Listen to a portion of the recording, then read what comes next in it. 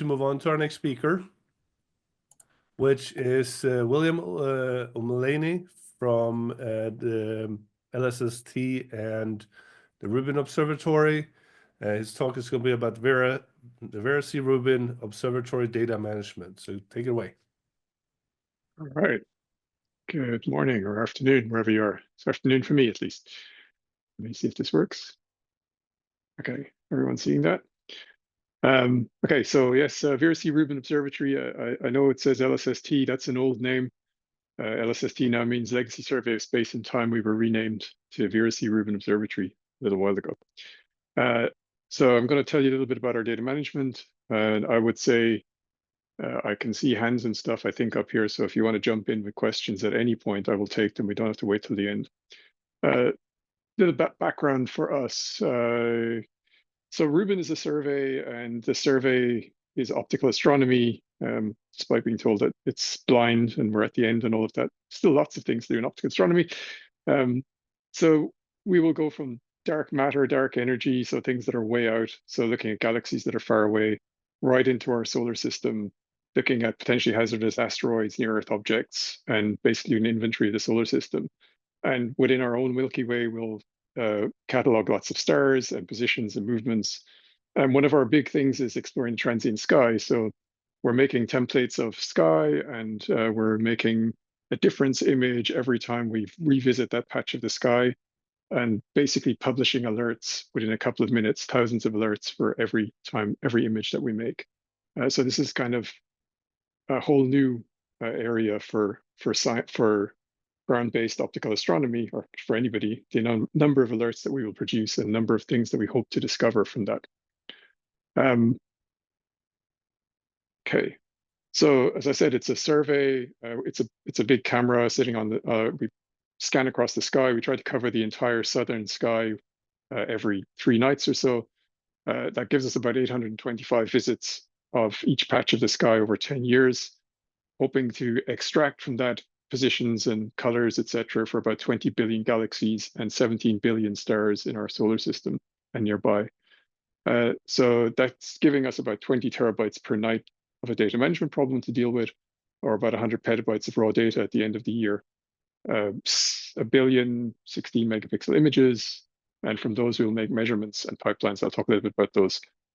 Just from the point of view of data management, it's, I think, maybe unusually for an astronomy project, well-funded. It was well thought to put a lot of effort in the processing software, the data management and distribution of that data from the beginning. And so it was very well funded for that.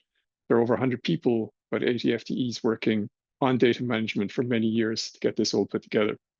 And that's jointly funded by DOE and NSF. And I have members of understanding with France and the UK for the processing part. And in construction, let's say it was about 75% to NSF and 25% DOE. And in operations, it's a 50-50. So DOE will fund 50% of operations and NSF about 50%, more or less, 51-49, perhaps, something like that. Papers are linked in here if you want to look at the survey paper. This little sky map just gives you the density of those 800. So you see we go a bit deeper some places, a bit less deep other places. And then we have a few of these really deep drilling fields where we'll drill down to real depth. It's a real place. It's coming together very nicely. We're supposed to go into operations the end of this year. We've already had a commissioning camera on Sky. If you're interested in videos, there's a very nice video on here. It's just a time lapse of the construction, which I really like, but I'm not going to show that. So for data management, I said from the telescope, we're taking about 20 terabytes a night. Each image is about 30 seconds. We move the telescope for maybe 4 seconds, and then we take another image. So we keep reading out images basically over the whole night.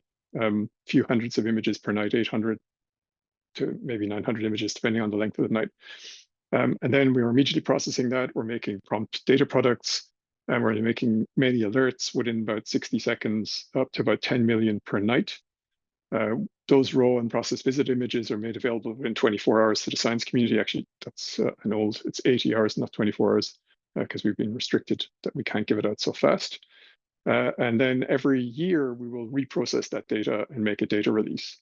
Alerts go out quickly. They go to a bunch of community brokers. That's all done with Kafka and Avro. And then we have some data access centers in the UK, in Chile and the US, and some more independent data access centers in different countries. Nearly all of those will run our Rubin Science platform. That's a kind of a visual portal that lets you look across the sky, as well as some notebooks that let you run some Python, and then a bunch of standardized APIs from the International Virtual Observatory Alliance. So they're compliant with standards that allow you to access those with a lot of other tools.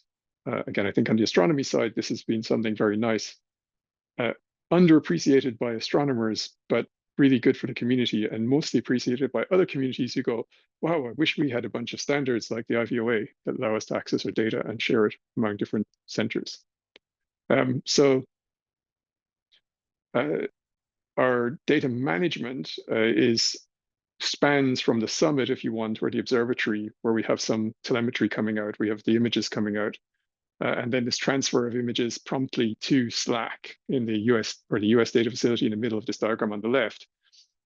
All that data is getting there in a few seconds, and then it's being processed, as I said, within about 2 minutes, so that we can produce that alert stream.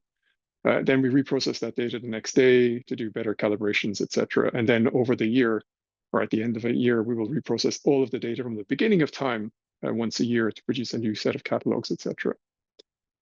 All of our code is public. It's all on GitHub at LSST. Okay, so just to give you an idea of what, the change in astronomy that's coming with this. This isn't the very first wide field imaging survey. There was Sloan before us. I worked on that many years ago. It still goes. So this is a typical Sloan image of a patch of the sky. This is a hypersynchronous prime cam image of the same patch of the sky. I'm just going to flick between those so you can see how the galaxy in the middle suddenly spreads out, and all the black space becomes more galaxies and stars and things that you didn't see before. So this hypersynchronous prime cam image is several hours of data. We will do something like this in several minutes. But this is the typical sort of image that we will produce across the entire southern sky. And you begin to see, from the astronomy perspective or from the data management perspective, I'm supposed to produce a catalog from this. Lots of blending going on, and lots of things are complicated and overlapped compared to what we used to have. It's pretty easy. Images, galaxy, star, star, star, galaxy, galaxy, great, nice colors compared to this. So we have some complications to deal with. We had the commissioning camera on Sky, 24th of October. This is an image I took inside the dome. We're not allowed to share the images we took with the actual camera, except for one, which I'll show you a little bit later. So instead, you have a nice picture of a comet in the slit of the observatory on the 24th of October, the first night that we managed to put the commissioning camera on Sky. So data access. All of our data rights holders, which is all scientists in the US, plus everybody who has data rights by giving us in-kind contributions from around the world, quite a lot of people, probably about 10,000, have access to images via the science platform within about 80 hours, as well as access to the catalogs with our specialized database QServe. Remember, our catalogs are around about a petabyte in size for the main catalog at the end of 10 years. It'll get to that size reasonably quickly within a few years. And then we have all the visits, the individual measurements of each object on the sky. That ends up being another, 14, 15 petabytes. So it's a pretty large database for a relational sort of system. But we allow relational type queries with QServe. That's one of the IVOA standards. Say a subset of that data will be made available publicly through education public outreach. That's also building up a citizen science projects. They're already started and doing that. Have already been pushed to some schools with some early science prototypes. The alert stream I already mentioned is public immediately. And then all of the reprocessing, which will have a DOI, at least for that, but we're looking for DOI also for specific queries and subsets. That's new coads, new catalogs, that comes out about once a year. And then the project plan does include making the current data release and the previous one available. Remember that all data is reprocessed. So beyond that, it doesn't make lots of sense to do that, and it's just large. So we think that's a reasonable approach. However, the project plan and the funding from NSF stops at the end of construction or 2 years after the end of the survey. And after that, there's no facility where this data is supposed to be kept for all eternity. So usually these end up getting picked up somewhere. Slack say they'll do it. DOE go, yeah, we'll hold on to it, but they haven't told us where or how that's going to happen. So I'm waiting to see what happens with that. So no long-term preservation plan, but I think this is again common to pretty much all of these kind of big projects. I mentioned the science platform. There's several documents linked here if you're interested in that. A vision document, a requirements document, design and test reports, some notebooks on the right, portal on the left, where you can see sort of a galaxy. And I just put in a pretty image because about this time you're getting bored of listening to me, so you should have something very, very interesting to look at. And you can go back and look at this a little bit later. It is a very complicated reflective image because what you're looking at over here is actually the commissioning camera inside the secondary mirror, but it's reflected in the primary mirror of the telescope. And the tertiary mirror is in the middle, and that's been cleaned by Claudio. So there's a person standing right here, just to give you an idea of what 8.4 meters looks like. This is the person, this is the 8.4 meter mirror that you're looking at in front of him, and this is the baffle sitting around that. And just to give you like what's behind, this is the same picture scaled down. That's the M2 behind him. There's the commissioning camera, and there's Claudio standing right here. Okay, so a few details, and I think we're good for time. As I mentioned, we did first photon on the October 24th. This is my real first photon picture, because again, I can't show you one from the camera. This is inside my computer room on the summit. Of course, everything runs in the computer room, and we're stuck if we don't have computers running up there, and none of this stuff works. I have a 2,200 core 20-node Kubernetes cluster, which basically runs everything on the mountain. There's about half a petabyte of Ceph object store sitting underneath that to store images. Camera have another cluster with about 1,000 cores for their instantaneous processing. And we basically use those to get very quick look images. We make a slightly better quick look image as well from Rubin TV. And those are available within about 6 seconds. So cyber infrastructure, since this is what we're on here, we layer from our hardware up to our applications. So basically, we start at the lowest level with a Foreman. Actually, we started at the lowest level at Rancher. I forgot to put that on there. So for a Rancher, I can put the MAC address in. That will create a machine of a certain type for me. Then Foreman and Puppet basically provision those machines. They're either camera machines, which stop at basically some install of some camera software, and some National Instruments machines, which are also stuck to a certain version of something. And then up to those nodes, which are Kubernetes. So I can replace those Kubernetes nodes very easily as well by just plugging in a new machine. Docker Hub contains all of our containers. Everything is containerized pretty much, again, apart from some National Instruments software, which has to be installed bare metal, and Camera, who like their bare metal installations as well. But almost everything else from the control perspective and the science perspective is all containerized. We use Kubernetes for that orchestration on the summit and everywhere else, basically. We deploy that with Argo CD. And Frossy's Square team have built a very, very nice developer platform. It's linked here, phalanx.lsst.io. So this allows me to define applications which access data and have access control just by building the application and configuring it. Phalanx will then deploy it where I say it should be deployed, whether that's in Slack, in France, in the UK, or up on the summit.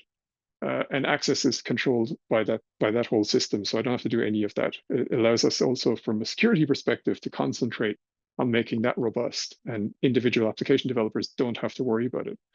We have quite a lot of individual applications. Phalanx also lists all of the applications that are running on each environment, so it's again a very nice developer platform for us. The control system and the other applications are also deployed basically using Phalanx. So the network switches are all configured with Ansible. So again, you'll see the theme here is basically I want infrastructure as code. Everything must be able to be rebuilt from the ground up using that.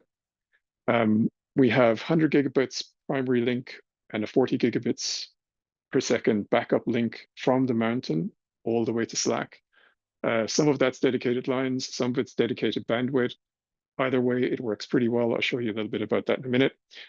We are NIST SP 800-171 compliant. Maybe a couple of things pending to do, but 98% compliant.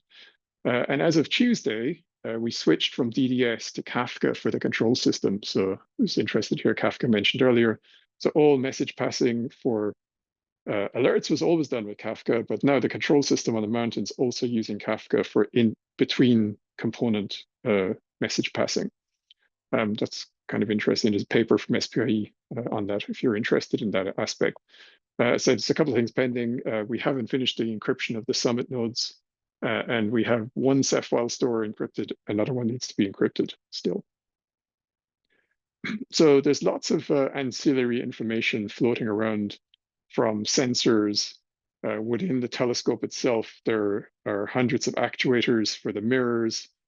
Each of those emits information sort of on a 1 hertz to 50 hertz timescale. And then there are thermometers measuring temperature under the glass, above the glass, in the dome, outside the dome, and all around the observatory, lots of other things, valves and pressure gauges, etc. They're all pretty much hooked up to our fiber optic network on the summit. As I say, there are 1,148 different topics broadcasting telemetry on the summit. All of that's gathered through Kafka and put into an influx database where it can be queried in real time, and you can make strip charts, etc., using Grafana or something like that.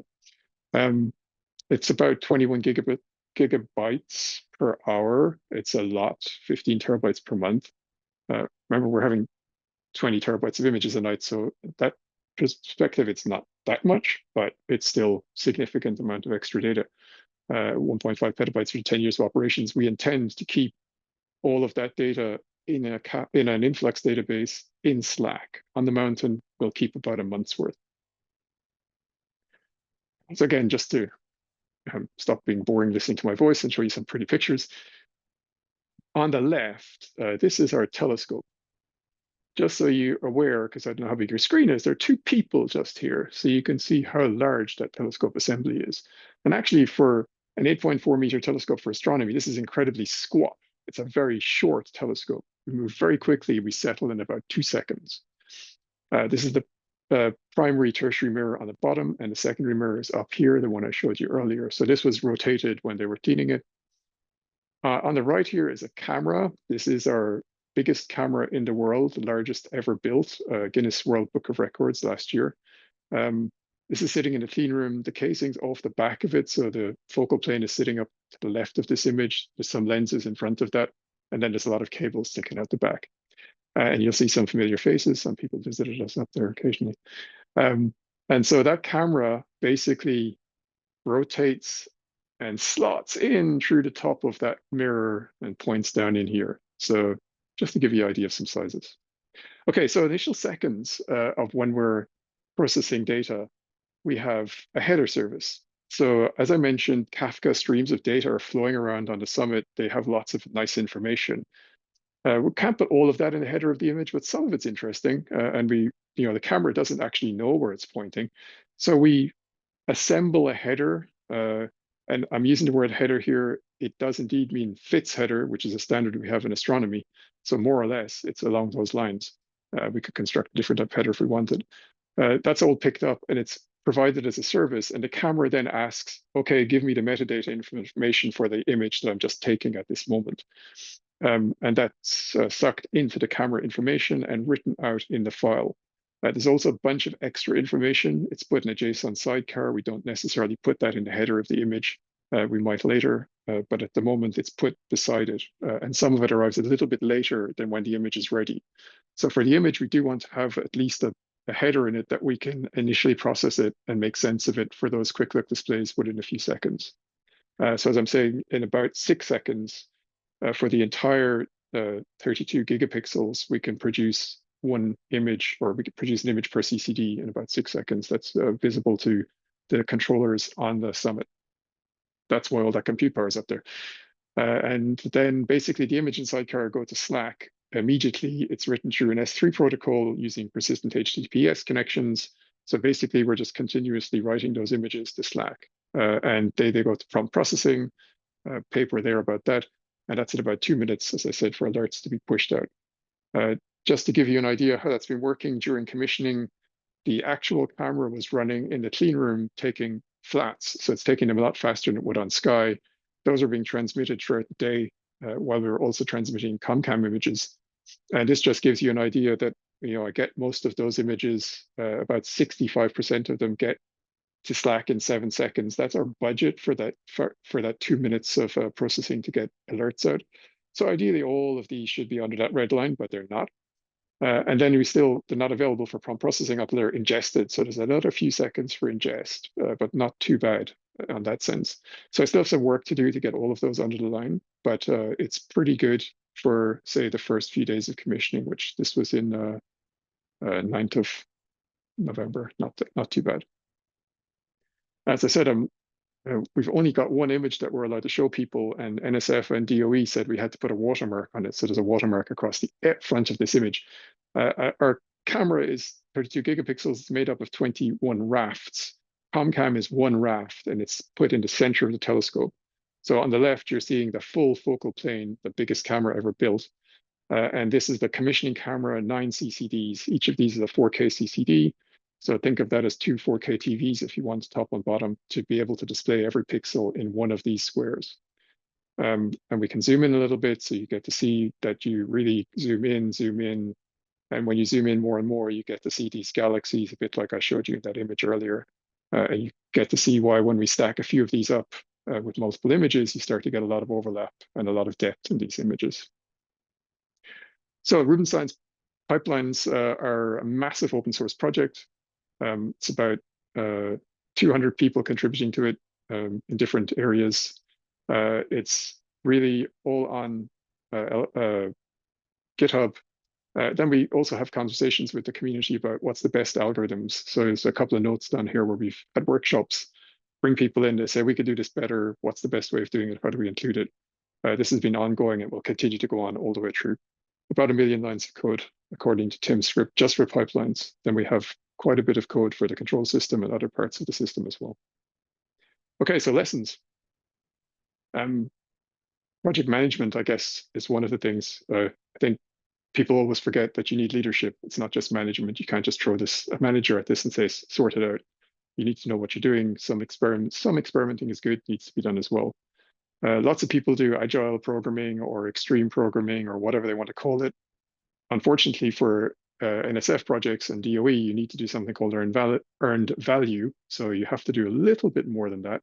There's a couple of papers in here that explain how to put those two things together so that they work pretty well. And then, I think we built a pretty good technologically scientific culture. And it's working. It worked well for Rubin. It's not easy to build that. I think comes up in multiple places, offering opportunities to get career credit for supporting things and software, and not just for the science papers. That's hard, but it's changing, I think, slowly. And then open sourcing contracts, had problems with that.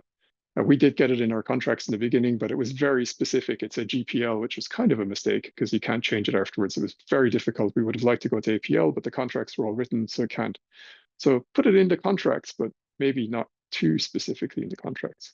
Another link to some more details if you want that. Communication and culture, is it the key to everything? Quite probably. Having clear communication policies and codes of conduct are very, very important and not always done from the start. We have a peer-to-peer support network, community.lssd.io. I think that's quite good if you have a very large community as we do. We've had very clear guidelines from the beginning, developer.lsst.io. That helps to grow our team culture, and we encourage people to update it as we go along and say, hey, when you join, read this and tell us what's wrong, but even better, fix it. It's still hard to get people on project, and there's no quick way around that. You can't avoid it. It takes time to get people up to speed. Also, spoken and written conventions. I think it's important to put these written down. On Gaia, we had 2 different ways of looking at 3-dimensional space because the contractor did it differently, even though we'd written it down. And of course, on camera for this project, there's XY this way and XY that way, depending on whether you're from the camera team or not. So even writing it down again, you still end up with 2, but 2 is better than 7. Good document publishing and finding systems. This dogs every project. I think what Jonathan Sick did for us, Sick 2015 paper is there, lsst.io. It's really nice. and it keeps you all versions of all documents and lets you search them. Really, really good. And it's all backed by GitHub. And then I think the cultures, I've mentioned it before, and it's like this double-edged sword. It's really good. We have a clearly identifiable culture. We are inclusive and inviting, and still some people don't want to be part of DM, or they don't want to do things the DM way. It's clear we have it because they go, I'm not doing it the DM way. Okay, fine. You can't be part of this project maybe. And then, yeah, other things, supercomputing Gaia. Open software, I think automating everything. So the GitHub Actions, Jenkins, Kubernetes, Argo CD, this is great. Abstracting away the infrastructure just allows us to switch between places easily. We went from Google to Slack. We could go back to Google if we want. We could go to AWS, and that's all pretty much because we try to be independent as much as we can from underneath. Then parameters, data models, and code. How do you keep those apart? We have Butler. I think it's a very nice system. Tim's paper from 2022 is linked in there, and the middleware is all in PyPy. Standards are great, and if people often don't want to use them, it's cumbersome. I think they're great. They cut down your learning curve and it lets you talk to people. So model-based system engineering, the NIST standards, ECSS, whatever it is, follow them if you can. And then also at code level, we use things like Black, for example, or automating the linting of the system. Some people hate it, but it's a good way of just getting it done. And then IVOA, I think this is a great thing from astronomy. Again, underrated, but really, really useful. Making documentation easy and how to find it, really important. And then, yeah, GitHub, Jira, Confluence, just use them. They're all really good.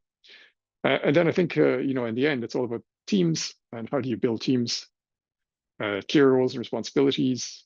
How do you do dispute resolution?